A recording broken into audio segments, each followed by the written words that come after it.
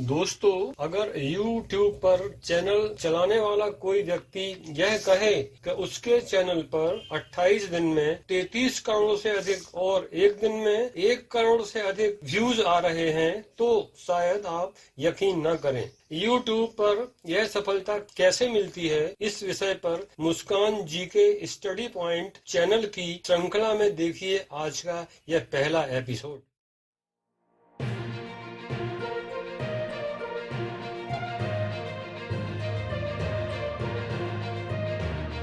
दोस्तों, आज हम एक ऐसे YouTube चैनल की बात करेंगे जो पॉलिटिकल कमेंटेटर के रूप में देश भर में नंबर 1 पर है। इस न्यूज चैनल पर पिछले 28 दिनों में 33 करोड़ से ज्यादा व्यू आए हैं और प्रतिदिन 1 करोड़ से ज्यादा व्यू आ रहे हैं।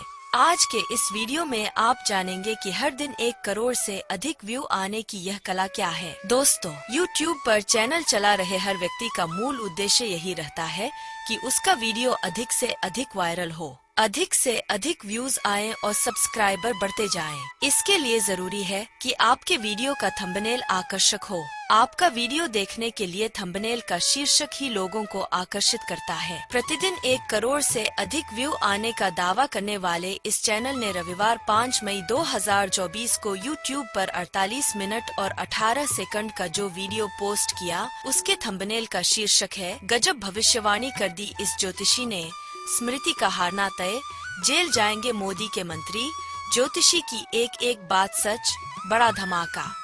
दोस्तों, थंबनेल के शीर्षक को फिर एक बार ध्यान से सुनिए। गजब भविष्यवाणी कर दी इस ज्योतिषी ने, स्मृति का हारना तय, जेल जाएंगे मोदी के मंत्री, ज्योतिषी की एक एक बात सच, बड़ा धमाका। तो दोस्तों, थंबनेल के इस शीर्षक को देखकर ही मुझे वीडियो देखने की जिज्ञासा हुई। तो चलिए सुनते हैं कि इस वीडियो में क्या है। 4 PM नाम के इस न्यूज चैनल के मुखिया श्री संजय शर्मा वीडियो स्टार्ट करते हुए कहते हैं, नमस्कार, मैं हूं संजय शर्मा। आप देख रहे हैं 4 PM न्यूज नेटवर्क। संडे का दिन राजीव जी का इंतजार की क्या भविष्यवाणी होगी। मेरे पास दर्जनों मेल आए हैं। यह पूछूं कि राहुल गांधी जीतेंगे या हारेंगे, स्मृति ईरानी का अमेठी में क्या होगा, तो यह सारी बातें आज के इस इंटरव्यू में है। राजीव जी ने जो खुलासा किया वह आपके होश उड़ा देगा। उन्होंने बताया कि केजरीवाल की जमानत पर क्या होगा। मैं इस प्रोग्राम को शुरू करने से पहले हमेशा कहता हूँ, आपका ज्योतिष में यकीन हो तो इस प्रोग्राम को देखिए, ज्योतिष में यकीन न हो तो मत देखिए। मेरा ज्योतिष में यकीन है, इसलिए मैं यह प्रोग्राम करता हूँ। देखता हूँ राजीव जी की कुछ भविष्यवाणियां गलत सही भी हुई है, सही ज्यादा हुई है। पिछली बार 6 अप्रैल के आसपास उन्होंने मुझसे कहा कि भारतीय जनता पार्टी के गृह बड़े खराब हो गए हैं, इनके कुछ नेताओं को कैंसर हो सकता है, मृत्यु हो सकती है। मैंने कहा, कैसी बातें कर रहे हैं? बोले, सेक्स स्कैंडल का खुलासा हो सकता है, बहुत बड़े करप्शन का खुलासा हो सकता है। 6 अप्रैल को कहा। 4-5 दिन बाद सुशील मोदी जी ने कहा उनको कैंसर हो गया है। मुरादाबाद के भारतीय जनता पार्टी के प्रत्याशी पूर्व सांसद की डेथ हो गई। हाथरस के MP की डेथ हो गई। बीजेपी के एक और MP की डेथ हो गई। कर्नाटक में सेक्स स्कैंडल खुल गया और फिर कोविडशील्ड का मामला खुला कि भारतीय जनता पार्टी सरकार ने, मोदी सरकार ने करोड़ों रुपए लेकर एक ऐसी वैक्सीन देश भर को लगा दी जिसके साइड इफेक्ट से आप देख रहे होंगे हर जगह से खबर आती है। आदमी बैठा है, डांस कर रहा है, खा रहा है, पी रहा है, अचानक गिरता है, हार्ट अटैक से मर जाता है। बताया गया कि इस वैक्सीन के साइड इफेक्ट थे, लेकिन ये वैक्सीन करोड़ों रुपए लेकर लगा दी आप लोगों को। मजे की बात ये, उस समय तो वैक्सीन के सर्टिफिकेट पर प्रधानमंत्री जी का बहुत बड़ा फोटो आता था, जिसमें रविंद्रनाथ टैगोर बने होते थे प्रधानमंत्री जी। लेकिन जैसे ही ये वैक्सीन का मामला खुला कि करोड़ों रुपए लेकर वैक्सीन लगवा दी गई, तो हाहाकार मच गया। 80 करोड़ से ज्यादा लोगों ने वैक्सीन लगवाई थी। प्रधानमंत्री जी समझ गए कि जैसे ही वैक्सीन का सर्टिफिकेट देखेंगे लोग, उन्हें गिराएंगे बहुत, वोट तो देना अलग बात है। लिहाजा अब कोरोना वैक्सीन के सर्टिफिकेट से प्रधानमंत्री का फोटो हटा दिया गया। तमाम ऐसी बातें करेंगे राजीव जी से, पूछेंगे कि क्या कारण है इसका। मैं एक रिक्वेस्ट करूंगा, आप सब मेरे अपने हैं, जिनसे मैं अनुरोध कर सकता हूं। चैनल के नीचे ज्वाइन बटन आया है, ज्वाइन बटन को दबाइए। चैनल को ज्वाइन करेंगे तो मुझे मजबूती देंगे। मैं आपका आभार व्यक्त करूंगा और आपके प्यार के कारण जिस हिसाब से चैनल चल रहा है वो अभूतपूर्व है। पिछले 28 दिनों में 33 करोड़ से ज्यादा व्यू, सपने में भी नहीं सोच सकता मैं। लगातार कई महीनों से मैं देश में पहले नंबर पर हूं। पॉलिटिकल कमेंटेटर के रूप में 4 PM देश भर में नंबर 1 पर है। 1 करोड़ से ज्यादा व्यू रोज आ रहे हैं चैनल पे। सोचा नहीं था, आपके प्यार का कमाल है ये। तो चैनल को ज्वाइन कीजिएगा, सब्सक्राइब करिएगा। चलते हैं सीधे राजीव के पास और उनसे बातचीत करते हैं। 4 PM न्यूज नेटवर्क में स्वागत है राजीव जी आपका। और मैं तो आपसे डरने लगा हूँ, पता नहीं कौन सा कनेक्शन है बजरंग बली जी का आपका। 6 अप्रैल थी शायद जब आपने पहली बार मुझसे कहा था कि जो भारतीय जनता पार्टी की राशि में कोई ग्रह बदला है और वह इतना खतरनाक है कि भारतीय जनता पार्टी के नेताओं को एक बहुत मुसीबत का सामना करना पड़ेगा। उन्हें कैंसर हो सकता है, इनकी मृत्यु हो सकती है, एक बहुत बड़ा सेक्स स्कैंडल खुल सकता है, घोटाला खुल सकता है। ये सारी बातें कही थी और वो सारी बातें रिकॉर्ड में मौजूद है। और आपके कहने के बाद सुशील मोदी जी ने कहा कि उन्हें कैंसर हो गया। मुरादाबाद के पूर्व सांसद और भारतीय जनता पार्टी के प्रत्याशी सर्वेश, उनकी डेथ हो गई। हाथरस के सांसद की डेथ हो गई। बीजेपी के एक और सांसद की डेथ हो गई। उसके कुछ ही दिन बाद देश का सबसे बड़ा सेक्स स्कैंडल कर्नाटक में खुल गया। भाजपा का सहयोगी दल था, उसका खुल गया और तब तक पता चला कि कोविशील्ड जो वैक्सीन थी और जिसको लोग लगवा रहे थे, कई सारे लोग ऐसे थे जिनको हार्ट अटैक हो रहा था, बैठे बैठे गिरे जा रहे थे, लोग समझ नहीं पा रहे थे अचानक हो क्या रहा है। पता चला कि 52 करोड़ रुपए से ज्यादा की इलेक्टरल बॉन्ड में बीजेपी ने उनसे चंदा लिया था और इंग्लैंड की एक अदालत में पता चला कि यह ऐसी डिफेक्टेड है कि इसको लगाने से आपके हार्ट में प्रॉब्लम हो सकती है। यह सारी बातें किस कनेक्शन से आपको पता थी?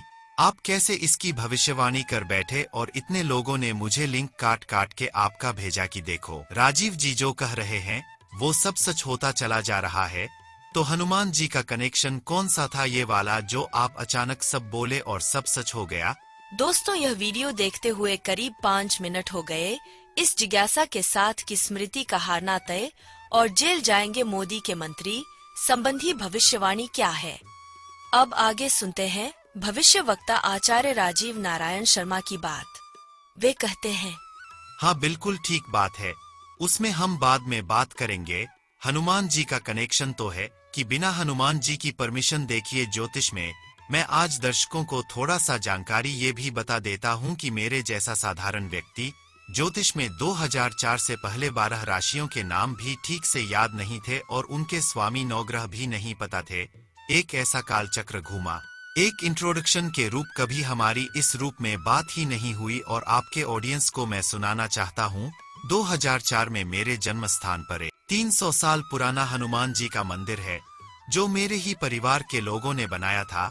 उस मंदिर से मैं जब जुड़ा, परेशानी चल रही थी व्यापार बिजनेस में, मैं बिजनेस करता था तो वहां से शुरुआत जब हुई तो उसके वो 2004 की मार्च अप्रैल में आता है हनुमान जी का जन्मदिन। उसके बाद क्या होता है संजय जी, नवंबर के महीने में हम ऋषिकेश गए थे अपने परिवार के साथ। मैं तो उस दौरान मुझे बड़ी डिटैचमेंट हो रही थी कि मुझे लग रहा था कि मेरे पिताजी की तो 87 में डेथ हो गई थी। आपको कोई गाइड करने वाला नहीं है जीवन में, हम अच्छा कर रहे हैं बुरा कर रहे, कोई सर पर हाथ रखने वाला नहीं था। तो मैं ऋषिकेश के आश्रम दर आश्रम भटक रहा था और मुझे ऐसा लग रहा था पिक्चरों की तरह से, पागलों की तरह से कल्पना लिए बैठा था कि कोई साधु महात्मा आएगा, मुझे दिखाई देगा, मैं उसके चरणों में गिर जाऊंगा, फिर वो मुझे कहेगा तथास्तु और मेरे सारे संकट दूर हो जाएंगे। ऐसे दिमाग में चल रहा था। तो मैं ऐसे किस आश्रम में घुस गया हूँ संजय जी? 2004 और 24 है 20 साल। मैं उस जगह को ढूंढ नहीं सकता, आज की डेट में मैं ढूंढ ही नहीं सकता। तो मैं एक आश्रम में चला जाता हूँ तो एक अखाड़ा टाइप का था, उसमें मुझे डर लग रहा था, बड़े बड़े साधु बैठे हुए थे। तो अंदर जब मैं गया हूँ तो वहां पर जो है एक मुख्य साधु बैठे हुए थे सीधे। तो उन्होंने मुझसे कुछ दान करने के लिए कहा। मेरे जेब में उस समय मात्र 170 रुपए थे। तो मैंने उनसे कहा बाबा मैं दान तो कर दूंगा, लेकिन मैंने कहा बाबा मेरी एक समस्या है, मेरे को जीवन में मार्गदर्शन करने वाला कोई नहीं है कि मैं अच्छा कर रहा हूँ बुरा कर रहा हूँ, मेरी समझ में नहीं आ रहा मेरा जीवन कहाँ जा रहा है। तो उन्होंने मुझसे यह कहा कि आज तूने व्रत रखा। उनकी आवाज कड़क हो गई। आज तूने व्रत रखा? मैंने कहा बाबा किस चीज का व्रत? तो उस दिन वो गुरु नानक पर्व था। आपको कार्तिक मास की पूर्णिमा पूर्णमासी आती है। अच्छा, मैं आपकी तरह से सांसारिक था। उस समय में फिर कोई व्रत ऐसा कुछ रखता नहीं था। 2004 तक मेरी भी हालत यही थी, आपकी जैसी। तो उस समय मैंने कहा बाबा मुझे नहीं पता था। तो उन्होंने कहा कि उनके शब्द अभी भी कानों में गूंजते हैं। यह बात मैं हजारों लोगों को बता चुका हूं अभी तक कि उन्होंने मुझसे यह कहा कि कोई बात नहीं, जा अगले महीने की पूर्णमासी को तू व्रत रख और मांग भगवान विष्णु से तुझे गुरु की प्राप्ति होगी। और साहब मैं वहां से, और उन्होंने साथ में एक शब्द और कहे थे कि जा, इस 95 साल के साधु का आशीर्वाद है। 95 ईयर की आवाज मुझे कान में गूंज रही है। आज सोचो वो बाबा तो जिंदा भी नहीं होंगे। कौन है, क्या थे, मुझे नहीं पता। मैं उनके चरण स्पर्श करके वापस आ गया। नवंबर दिसंबर में कार्तिक पूर्णिमा आती है। आज तक पर धर्म का प्रोग्राम आता था, काल चक्का घूमता था। जैसे वो महाभारत के सीरियल में नहीं शुरुआत होती थी, महाभारत के सीरियल जब आता चोपड़ा जी का तो वो काल का चक्का घूमता था, ऐसे चक्का घूमता था। धर्म का प्रोग्राम ज्योतिष का आता था आज तक पर, उसमें के एन राव साहब कुछ विवेचना करते थे कुंडलियों की। वो किस दिन आता था मुझे आज याद नहीं है। तो वहां से मुझे बड़ा अट्रैक्शन हुआ। मुझे कहा यार ये बुढ़े बाबा बहुत अच्छे ढंग से एक्सप्लेन करते हैं ज्योतिष को, तो मेरा अट्रैक्शन हुआ। उसके बाद का घटना चक्र मैं बता रहा हूँ। हनुमान जी का जन्मदिन मनाया मार्च अप्रैल में 2004 में। उसके बाद नवंबर में साधु बाबा का ऋषिकेश में मिलना, उनका आशीर्वाद देना और जनवरी में राव साहब को देखकर एक गुरु वाली भावना पैदा हो जाना। और अगली बात, अगला चक्र क्या घूमा कि मैं मई, यही महीना था, मई का महीना था। मैं अपने दोनों बेटियों के साथ, वाइफ के साथ कनाट पैलेस से आ रहा था कस्तूरबा गांधी मार्ग होते हुए। तो वहाँ भारतीय विद्यावन पड़ता है, वहाँ पर मैंने बैनर लगा देखा ज्योतिष के कोर्स का। तो मैं वहाँ जाकर के एडमिशन के लिए फॉर्म लेकर आ गया। तो इस तरह से मेरी शुरुआत हुई। तो मैं आज यह मानता हूँ कि यह मेरा अपना जो है आदेश नहीं है, यह हनुमान जी का आदेश था कि हनुमान जी की प्रेरणा से, उनके आशीर्वाद से मैं ज्योतिष में आया और मैं आज आप लोगों के बीच में बातचीत कर पा रहा हूँ। तो जब मैंने आपके पिछले प्रोग्राम में जो संवत सन जब नया शुरू हो रहा था, तो मैं दर्शकों को आपके दिखा देता हूँ। यह संवत सन की कुंडली है, इसकी मैंने व्याख्या करी थी। संवत सन शुरू हुआ था 8 अप्रैल 2024 को रात्रि के 23:51 पर। इसमें दर्शक देख सकते हैं कि शुक्र जो है राहु के साथ पीड़ित है चौथे घर में, और यह धनु लगन बना है। धनु लगन भारत की कुंडली का आप लोगों को पता है, भारत की कुंडली है। भारत की कुंडली का 8वां घर है, 8वें घर का स्वामी है धनु। सो भारत की कुंडली का 8वां घर बन रहा है। तो 8वां घर होता है गुप्त चीजों का, कि कोई चीज सडन गुप्त निकल के आ जाए। उसके बाद आपको शुक्र का मैंने बताया था। तो आपके पिछले प्रोग्राम में मैंने कुछ ज्योतिष के वो बताए थे। तो आपकी ये पुस्तक है मंडे एस्ट्रोलॉजी, जो आपने पिछली बार कहा था ना मेदनी ज्योतिष का। तो आपके पिछले प्रोग्राम में मैंने बृहस्पति के और शनि के कारक सिग्निफिकेंट बताए थे। आज मैं शुक्र के बता देता हूँ, फिर अपनी बात भी पूरी होती है। दोस्तों, यह वीडियो देखते हुए अब करीब 10 मिनट हो गए। इस जिज्ञासा के साथ कि स्मृति का हारना तय और जेल जाएंगे मोदी के मंत्री संबंधी भविष्यवाणी कब आएगी। दोस्तों, इस वीडियो को हम यहीं समाप्त कर रहे हैं, क्योंकि भविष्यवाणी वाले 48 मिनट 18 सेकंड के वीडियो में 30 मिनट तक यह बात सामने आई ही नहीं कि स्मृति का हारना तय और जेल जाएंगे मोदी के मंत्री। पर आखिर भविष्यवाणी क्या है? दोस्तों, अगले एपिसोड में एक और चैनल पर बात करेंगे जो देश में नंबर 2 पर है। एपिसोड की यह श्रृंखला देखने के लिए मुस्कान जी के स्टडी पॉइंट चैनल को सब्सक्राइब करें और बेल आइकन का बटन दबाएं। भाइयों और बहनों, अगर आप सामान्य ज्ञान स्टडी पॉइंट के इस चैनल पर नए हैं तो इस चैनल को सब्सक्राइब कर लें और बेल आइकन को दबा दें, ताकि ज्ञानवर्धक और रुचिकर वीडियो आप तक पहुंच सके। धन्यवाद।